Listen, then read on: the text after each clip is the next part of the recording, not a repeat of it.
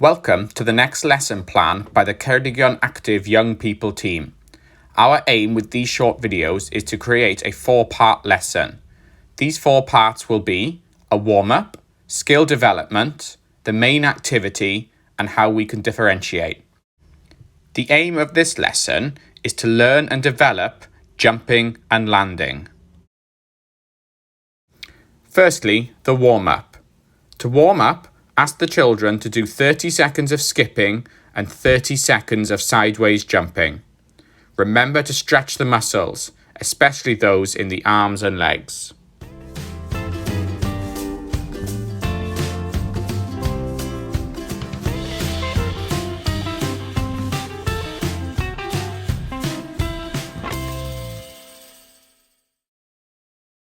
The skill. Jumping and landing is an important skill in many games. Football, rugby, netball, volleyball and basketball come to the forefront straight away. Jumping and landing is also a vital skill in both athletics and gymnastics. Try to encourage the children to learn how to jump and land in small steps. Remember the knees must be bent on takeoff and that the children use their arms to generate power.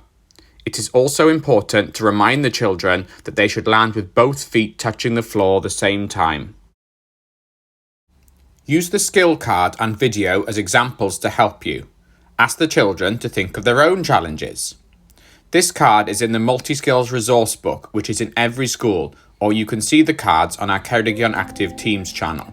You can also scan the QR code on the card to go straight to the skill video. The main activity. Look up this activity, which is a game of rock, paper, scissors. It is a fun game to develop jumping and landing. You can add your own elements that you have in school, such as jumping on spots or lines on the floor instead of hoops. Try to challenge the children to jump and land correctly.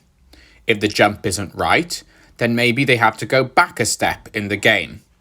This rule will help the children develop their jumping instead of the focus being on winning the game.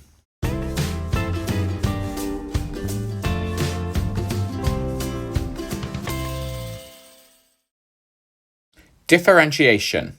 You can set up the game differently to develop the skill. You could change the distance required to jump between the hoops either by increasing or decreasing it.